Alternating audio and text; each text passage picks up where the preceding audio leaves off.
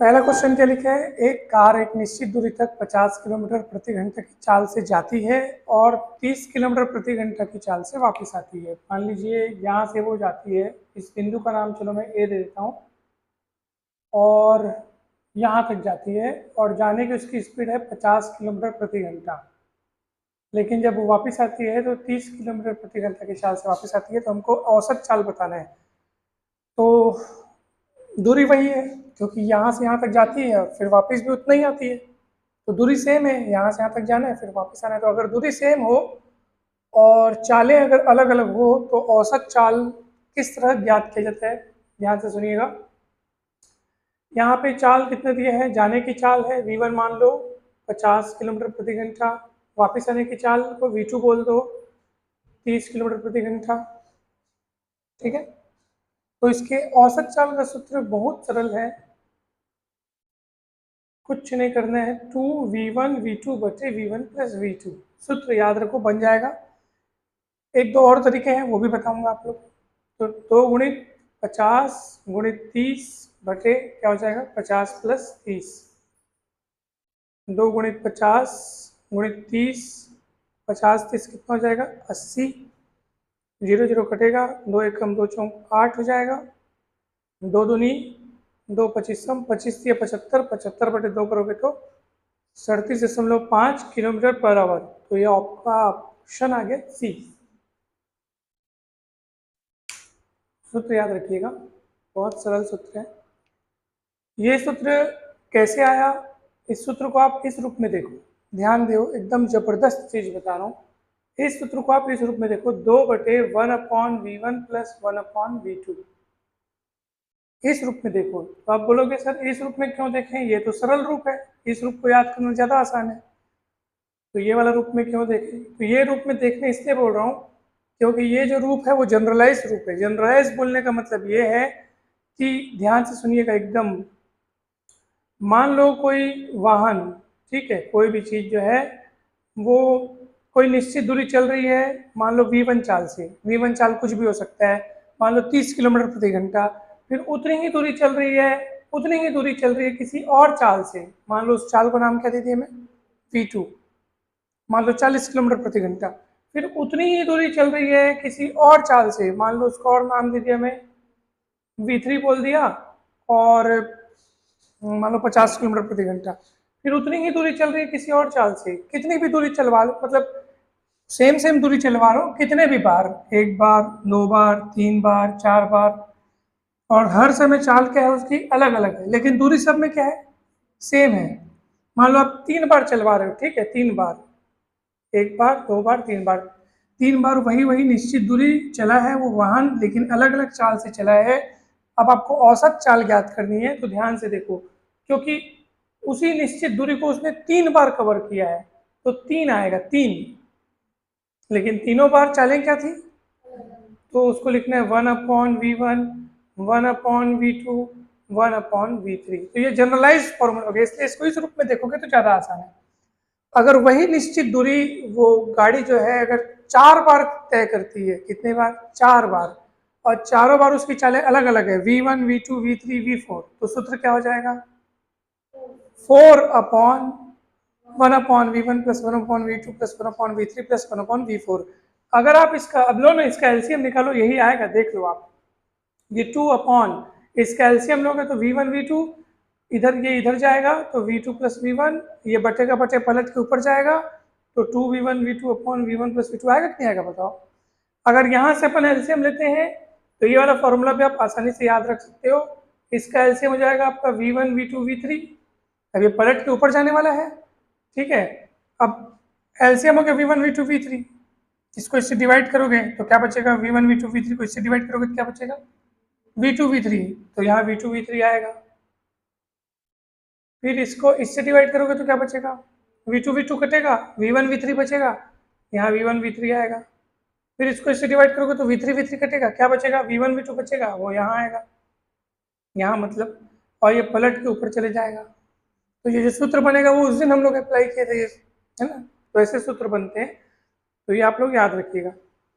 तो आपको ये ऐसे एलसीएम मतलब यहाँ पे आप निकाल सकते हो, चाहो तो आप डायरेक्ट वैल्यूज रख के फिर एलसीएम निकाल के सॉल्व कर सकते हो, जैसा चाहो वैसा कर सकते हो। आप लोग इसमें एक चीज ध्यान रखना, हम लोग अभी जो जो भी बात कर रहे हैं वो चाल के लिए कर रहे हैं। चाल मतलब स्पीड। तो स्पीड में दिशा का कोई मतलब नहीं रहता। दिशा यानी कि डायरेक्शन, उस वाहन की डायरेक्शन चेंज हो जाए तब भी चाल में उसमें कोई मतलब, चाल कौन सी राशि आपको पता है ना, अदिश राशि है। इसलिए वाहन की दिशाएं बदलने से चाल पे कोई इफेक्ट नहीं पड़ता। जो चाल चल रही है चलेगी, मतलब जो चाल उसकी है वो रहेगी। अगर यही एक शब्द और आता है वेग, वेग भी आप सुने होंगे, फिजिक्स में एक शब्द ये भी है। चाल और वेग में किस बात का फर्क है? ये सदिश राशि होती है और ये अदिश राशि होती है। दिशा बदलने से वेग बदलता है, दिशा बदलने से चाल नहीं बदलती है। तो इसमें मैं देखो ऐसे ऐसे चलाया फिर ऐसे बदल दिया, तो वैसे बदला तो मैं क्या बदला, उसका वेग बदला, चाल नहीं बदली। और अभी हम किसकी बात कर रहे हैं? चाल की बात कर रहे हैं, ठीक है ना।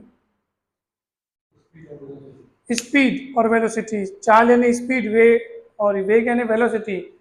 तो इसमें क्या होता है, परिमाण अर्थात मैग्नीट्यूड के साथ साथ डायरेक्शन भी होता है। इसमें डायरेक्शन नहीं होता, सिर्फ मैग्नीट्यूड होता है यानी परिमाण होता है। परिमाण मतलब मान, जो वैल्यू है उसकी सिर्फ वही होती है इसमें। इसमें मान के साथ डायरेक्शन भी होता है। तो आप लोग को फॉर्मूला समझ में आया ना, ऐसा है। एक और तरीके से आप उसका औसत चाल निकाल सकते हो, मैं आपको बतलाता हूँ जल्दी से।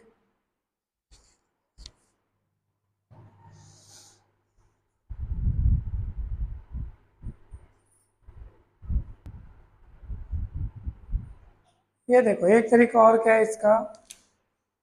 एक एक चाल उसकी दिया है 50 किलोमीटर प्रति घंटा, ठीक है। उस कार की एक चाल यानी जाने वाली चाल मान लो, और वापसी की चाल कितना दिया है, 30 किलोमीटर प्रति घंटा।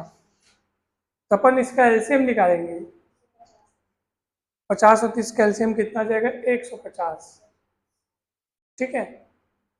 ये मान लो जैसे अपन ये वाला फंडा अपन कहाँ इस्तेमाल करते थे, कार्य और समय वाले में। तो जब हम लोग ए का कार्य बी का कार्य ऐसे लिखते थे, फिर एलसीएम निकालते थे, तो उसको हम लोग क्या बोलते थे, कुल कार्य बोलते थे, याद है आपको। उसको बोलते थे हम लोग कि वो कुल कार्य है। ऐसे ही आप यहाँ पे कुल दूरी मान के चलना है इसको, 150 किलोमीटर कुल दूरी मान के चलना। अब एक बात बताओ, इस कार की जाने वाली चाल कितनी है, 50 किलोमीटर प्रति घंटा, यानी 1 घंटा में 50 किलोमीटर चल रहा है वो कार। 1 घंटा में कितना किलोमीटर, 50 किलोमीटर 1 घंटा में। तो 150 किलोमीटर कितना घंटा में, 3 घंटा में। कॉमन सी बात है, 50 किलोमीटर चल रहा है कितने घंटा में, 1 घंटा में। तो 150 किलोमीटर चलेगा 3 घंटा में। कैसे पता चला, इसको डिवाइड किए तो ये यूनिटों की संख्या मिल रही है आपको। वैसी जैसे वहाँ डिवाइड करते थे तो याद है यूनिटों की संख्या मिलती थी, जिसको अपन यहाँ करके से लिखते थे, याद है आपको। वही तो है, और इसको डिवाइड करोगे तो कितना मिलेगा, 5।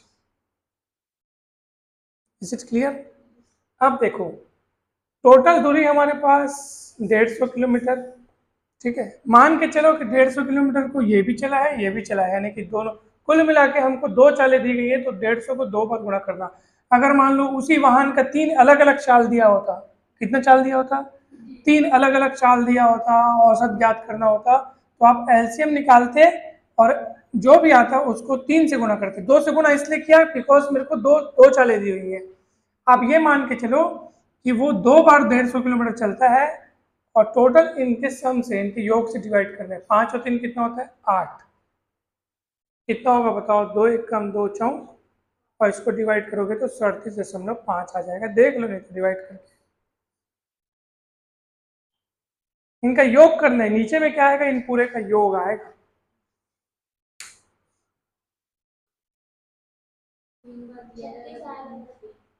हाँ जी, दूसरे का 36 आएगा, पक्का। चलो मैं देखता हूँ, वेरी गुड, सही है।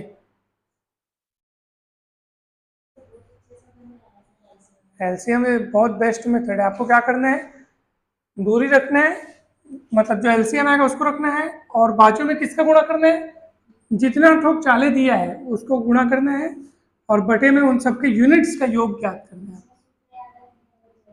कोई सूत्र याद रखने की जरूरत नहीं है, तुरंत बनेगा। बस उसका फंडा याद रखो आप।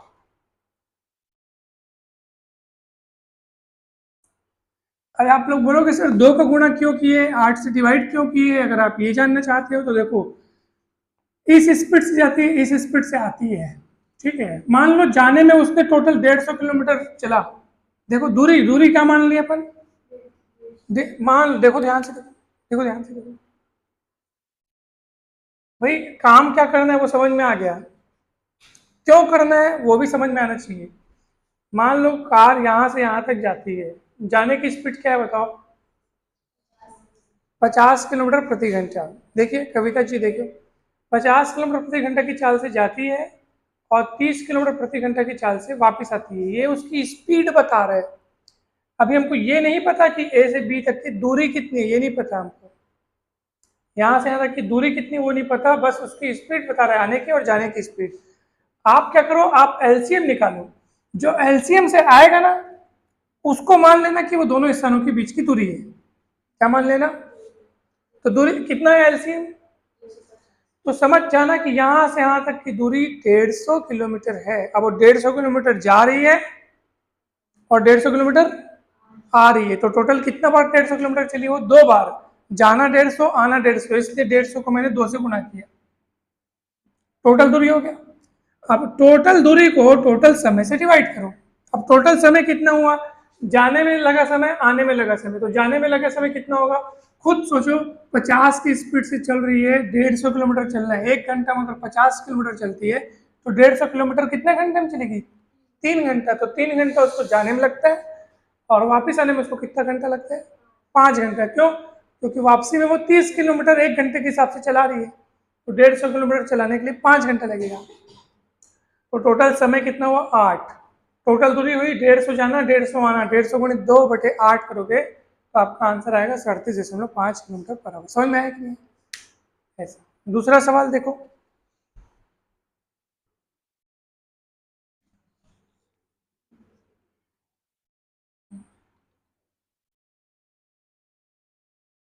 बन जाएगा, वैसे ही ट्राई करो एलसीएम वाले मेथड से, बन भी गया, वाह 36 आ गया, गुड।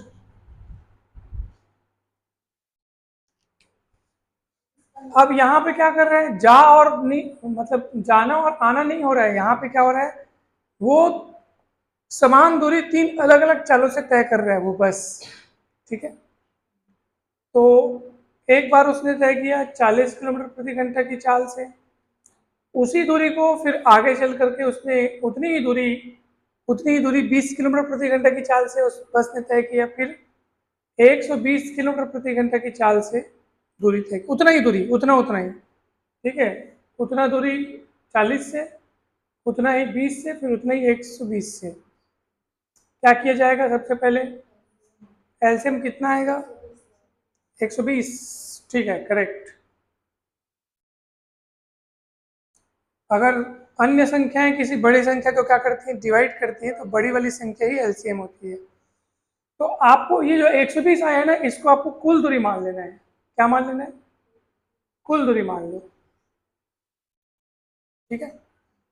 अब क्या होगा, अब आप इसका यूनिट्स निकालोगे, 3 फिर 6 फिर 1, ठीक है। अब यहाँ कुल दूरी अपन निकाल लिए, लेकिन अपने को औसत चाल निकालने के लिए क्या करना पड़ता है आपको पता है, 3 का गुणा क्यों करेंगे बताओ, क्योंकि 3 ठोक अलग अलग चालें दी है, इसलिए 3 से गुणा करना। अब बोलोगे सर 3 से गुणा करने का मतलब ये है कि वो जो आपने यहाँ पे कुल दूरी 120 किलोमीटर लिखा है उसको 3 से गुणा करने का मतलब ये है कि टोटल दूरी आपको कितना मानना है बताओ, 120 गुणित कितना मानना है, 300, 360 किलोमीटर टोटल दूरी हो गया, जिसको वो 3 घंटा, 3 6 9 घंटा, 9 और 1 10 घंटा में 360 किलोमीटर चलता है, ऐसा आपको मानना है। क्योंकि देखो अगर वो 40 की स्पीड से चलता है, देखो कितने की स्पीड से, 40 की स्पीड से 120 किलोमीटर चलता है तो 3 घंटा लगता है। मान लो यहाँ से यहाँ तक की दूरी 120 किलोमीटर है, जिसको उसने किससे चला, 40 की स्पीड से, यहाँ से यहाँ तक की दूरी फिर 120 किलोमीटर है, तो उसको उसने 20 की स्पीड से चला, ठीक है, 40 की स्पीड से 20 की स्पीड से, फिर 120 किलोमीटर है, उसको 120 की स्पीड से चला। तो यहाँ 120 किलोमीटर 40 की स्पीड से चल रहा है तो 3 घंटा लग रहा है। फिर 120 किलोमीटर 20 की स्पीड से चल रहा है तो 6 घंटा लग रहा है। फिर 120 किलोमीटर 120 की स्पीड से चल रहा है तो 1 घंटा लग रहा है। तो ये सब कितना कितना घंटा लग रहा है ये सब डिवाइड करके अपन पता करें। तो टोटल कितना दूरी हुआ बताओ उसका? टोटल हुआ इसका कितना दूरी? 360 किलोमीटर दूरी हुआ। कैसे पता चला? 120 120 120 को 3 से गुणा किए। अब समय कितना लग रहा है? ये वाली दूरी को तय करने में लगा समय 100 डिवाइड बाई 40, 120 डिवाइड बाई 40 कितना हुआ? 3 घंटा। तो ये वाली दूरी को तय करने में 3 घंटा, ये वाली दूरी को तय करने में 6 घंटा, क्योंकि 120 डिवाइड बाई 20 किए, दूरी बटे चाल करोगे तो समय मिलेगा, और वैसे इसको डिवाइड किया तो 1 घंटा। तो टोटल 10 घंटे में 360 किलोमीटर, ऐसा आपको समझना है। ठीक है, 360 बटे 10 हो गया, कटेगा 36 किलोमीटर पर आवर। सूत्र से क्यों गलत होगा? क्यों गलत होगा बताओ? क्या सूत्र है? 3v1v2, अच्छा v1 40 है, ठीक है, v1 v2 v3 अपॉन क्या आएगा? हाँ हाँ गुड, तो क्या आएगा? 20 गुणित 40, 40 गुणित 120, 120 गुणित 20। सॉल्व कर लो इसको, क्या कठिन है बताओ इसमें? तो ये कितना होगा? इसको चलो ऐसे ही रहने दो, मत सॉल्व करो, ठीक है, ये कटेगा आगे। 4 दुनिया 8, 800 ये हो गया, 800 ये हो गया, 12 चौक 48, 4800 और 800 5600, और ये 12 दूनी 24, 2400, तो 5600 और 2400 कितना हुआ? 8000, है ना? कितना ही होगा ना? 56 और 2400 8000, 8000 बोलने का मतलब ये है 8000। अब देखो, 1 शून्य 1 शून्य 1 शून्य, टोटल 3 शून्य कटा, ऊपर से भी 3 शून्य काट दो। 3 दूनी 6, 3 दूनी 6 चौक 24, और 24 गुणित 12, अच्छा 8 भी तो बचा है, वाह, 2 चौक 8 कटेगा ना, वाह, 12 से 36, 8 को भूल गया था। हाँ हाँ बिल्कुल बिल्कुल बिल्कुल जी। तीसरे का डी, 9 मिनट देखता हूँ मैं। हाँ बताओ कैसे 9 मिनट है? नहीं नहीं, ऐसे तुक्का नहीं लगाना है, बताओ कैसे। हाँ तो हम लोग तीसरा सवाल जो है वो सरल भाषा में समझने का प्रयास करेंगे, ताकि आपको खुद आंसर पता चल जाए, खुद आपको आंसर पता चलेगा। एक ट्रेन जब बिना रुके चलती है तब उसकी औसत चाल 50 किलोमीटर प्रति घंटा रहती है, मतलब 1 घंटे के हिसाब से वो 50 किलोमीटर चलती है, बिना रुके चलती है तब, तब की बात है ना। दिमाग लगाना, बहुत कॉमन सेंस है यहाँ पे, बहुत बहुत सरल सी बात है, और ज़्यादा इसमें कोई सूत्र नहीं लगेगा, कोई सूत्र नहीं लगेगा, तुरंत बनेगा। मान लो ट्रेन यहाँ से निकलती है और उसकी बिना रुके औसत चाल बोला है। औसत चाल मतलब हो सकता है कभी 50 से ज़्यादा होगी, कभी 50 से कम होगी, लेकिन वो रुकती नहीं है, और 50 किलोमीटर प्रति घंटे की चाल से चलती है। मतलब आप ये मान के चलो कि 1 घंटा में वो 50 किलोमीटर चलती है, 50 किलोमीटर। मान लो 1 ही घंटा चलती है, यानी कि 50 किलोमीटर चल रही है, 1 घंटा, 1 घंटा चलती है, ठीक है, 50 किलोमीटर चलेगी, 50 किलोमीटर प्रति घंटा, मतलब 1 घंटा में 50 किलोमीटर। मान लो 1 घंटे चलती है, 50 किलोमीटर चलती है, ठीक है। कब? बिना रुके, बिना रुके। चलो ध्यान से देखिएगा, अगर ट्रेन रुकते हुए चलती है, बीच में रुक रुक के चलती है, ठीक है, तब उसकी औसत चाल कितनी हो जाती है? 45 किलोमीटर प्रति घंटा। इसका मतलब क्या है कि उसी 1 घंटे में, मान लो अगर वो रुक रुक के चलती है, तब 1 घंटे में कितने किलोमीटर चलती है? 45 किलोमीटर चलती है। समझ में आया कि नहीं बताओ? अब सुनो, ध्यान से देखो, मैं जो बोल रहा हूँ ना, जो मैं समझाने का प्रयास कर रहा हूँ, उसको आपको समझना है। कि सोचो जरा, यहाँ पर वो बिना रुके चलती है, यहाँ पे रुक रुक के चलती है, तो रुक रुक के चलने के कारण जिस 1 घंटे में वो 50 किलोमीटर चल सकती थी, उसी 1 घंटे में वो कितना चली है? 45 किलोमीटर। मतलब 5 किलोमीटर बेचारी वो क्या हो गई? रुक गई, या पीछे हो गई, जो भी है। ठीक है। अब ये 5 किलोमीटर का फासला आ गया, दोनों में 5 किलोमीटर का फासला हो गया, 5 किलोमीटर।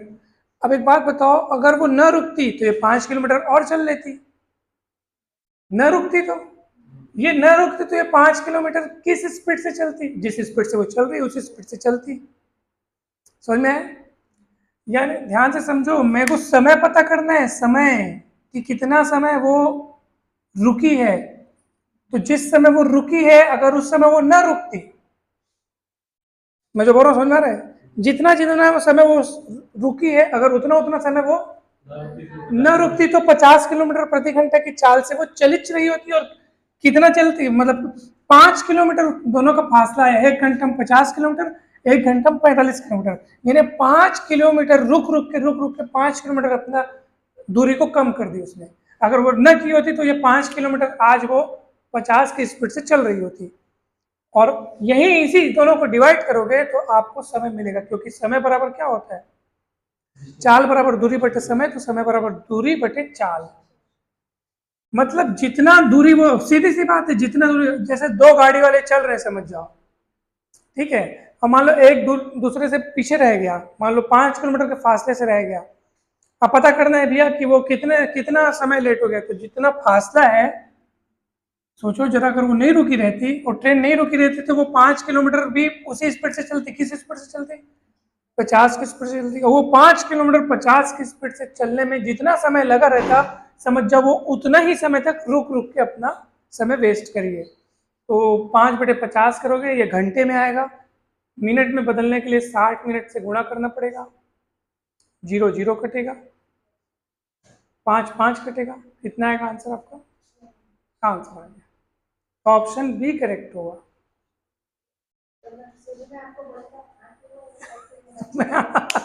हाँ नहीं बोला, मैंने बोला कैसे पता चला, मैं बोला बस कैसे पता चला।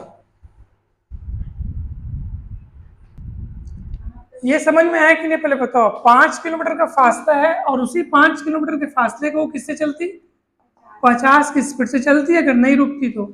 लेकिन वो रुकी है, तो कितना देर रुकी है वो भी यहीं से पता चलेगा कि उसी 5 किलोमीटर को 50 की स्पीड से तय करने में कितना समय लगेगा, जितना समय वो रुकी है। तो यही आप, तो इसलिए आप इसका सुनो ना, इस टाइप का सवाल आएगा तो क्या फंडा आजमाना है अपने को, जो स्पीडों का अंतर रहेगा उसको लिखना है, और नीचे क्या लिखना है, उसके पहले वाली स्पीड लिखना है, पहले वाली स्पीड, जिस स्पीड से वो बिना रुके चल रही थी ना, वो स्पीड नीचे लिखना है, ऊपर में दोनों स्पीड का अंतर लिखना है, और मिनट में पता करने के लिए 60 से गुणा करना है।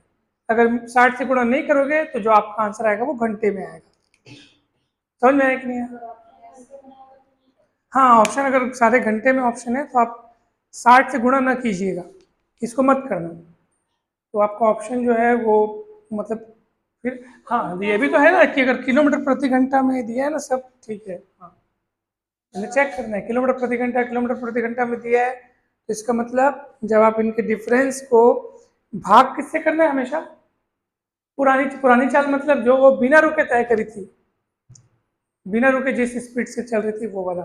इसको बस डिवाइड करोगे, 60 से गुणा अगर नहीं करोगे तो आपका समय जो है वो घंटे में निकलेगा।